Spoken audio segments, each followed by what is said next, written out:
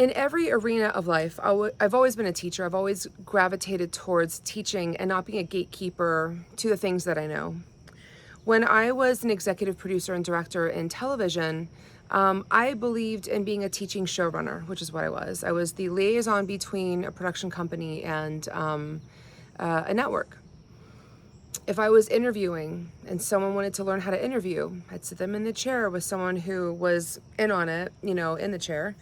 And I'd give that person the opportunity to ask their own questions.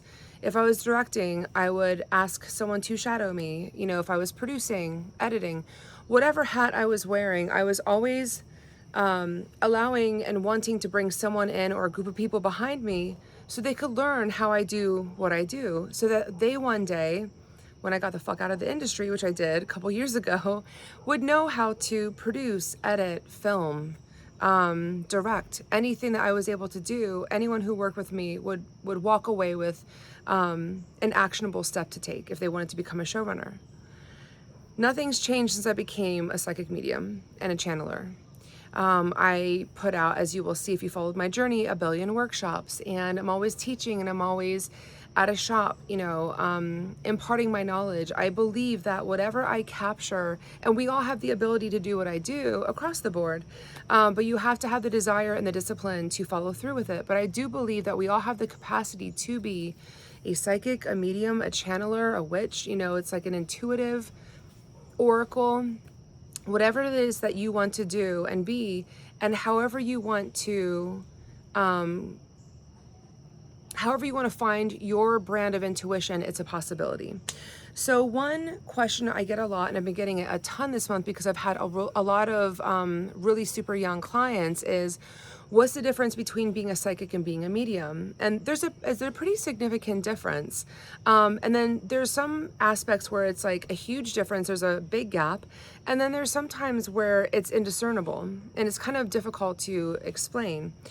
So what I am going to do is I'm going to tell you a little ditty, share a story with you on a reading that I did maybe 4 years ago with 2 sisters. And they gave me the permission to tell their story.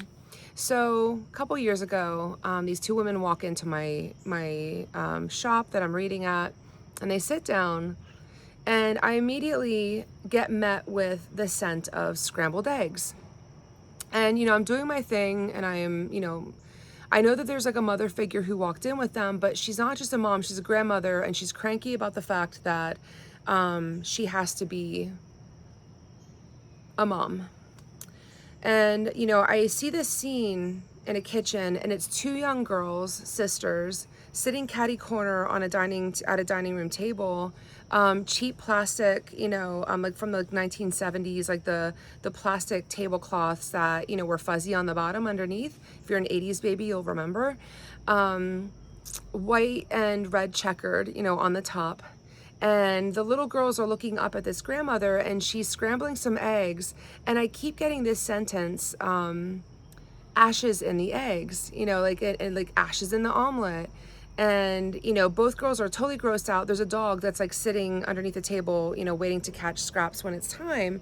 But so this grandmother is like sitting there, and she's smoking a cigarette, is hanging out of her mouth.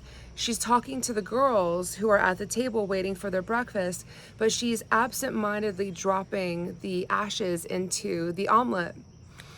And when I'm having this reading, and I'm starting to describe what I'm seeing, and I'm smelling, the eggs, and I'm tasting the ashes in the omelet, which is pretty fucking gross, immediately both of the women in front of me, who are in their, I want to say 60s at that time, they start to cry. And, and it was their grandmother coming through. Their grandmother used to smoke like a chimney, and she lived to like 90 something.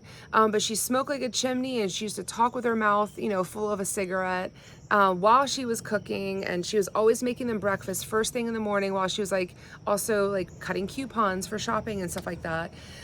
Their mom had run away and left them in the care of their grandmother. And that grandmother was she was like a tough lady. Like, she was a tough broad. Like, imagine the personality of, a bus driver, like a cranky ass bus driver or lunch lady who, you know, in the 80s and 90s, I think they were allowed to smoke in the kitchens in the high schools.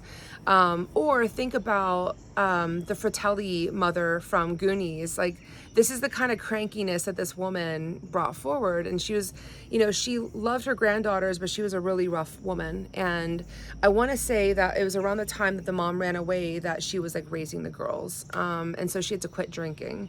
And so she was just like a tough broad.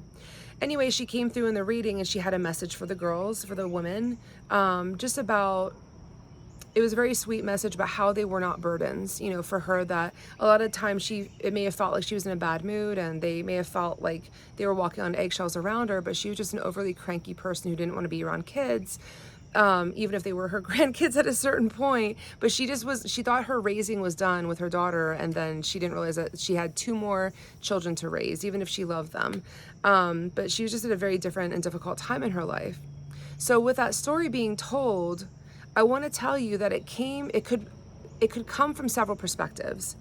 So if you know that I smelled and tasted the egg omelet, that means that I was using my clairalience and my clairgustance, which are 2 psychic abilities called the clairs. There's like a number of abilities that in the psychic realm exist called the clairs, you know, and it's how you experience spirit in that form.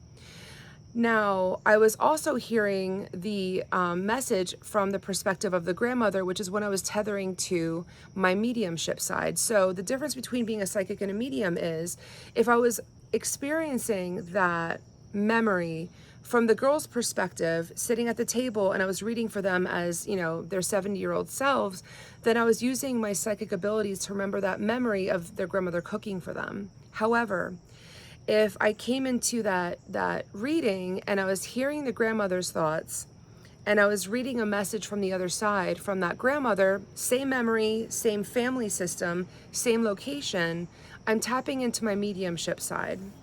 Now, sometimes all of those things can happen all at the same time. So for example, the taste, the smell, the girl's perspectives, the dog's perspective. I'm also an animal communicator, but I don't talk about it a lot because I feel like a lot of animal communicators are a little bit batty. But I can recall the dog like really excited to receive the scraps. Because when the girls didn't want to eat around the ashes, they would just give the whole thing to the dog. And then finally, the grandmother's perspective, I was utilizing both my mediumship abilities and then also my psychic abilities to give a well-rounded perspective of that certain memory in a microcosm in time.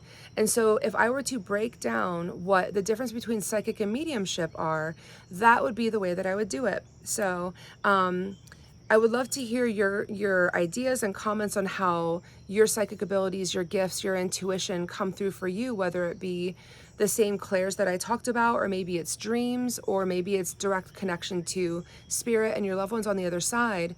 But I hope that that was simple of enough of a breakdown for those asking, because it's something I get asked a lot. I am also, of course, going to be doing a Substack article about it, and I'm going to be breaking it down in a bunch of different ways, more involved and much more depth into how you can tap into each of those clairs, how you can tap into a deeper message from spirit from both perspectives of psychic and mediumship, again on my Substack, and it's going to be for my paid subscribers this time. So I hope that answered some questions, and enjoy the rest of your evening, y'all.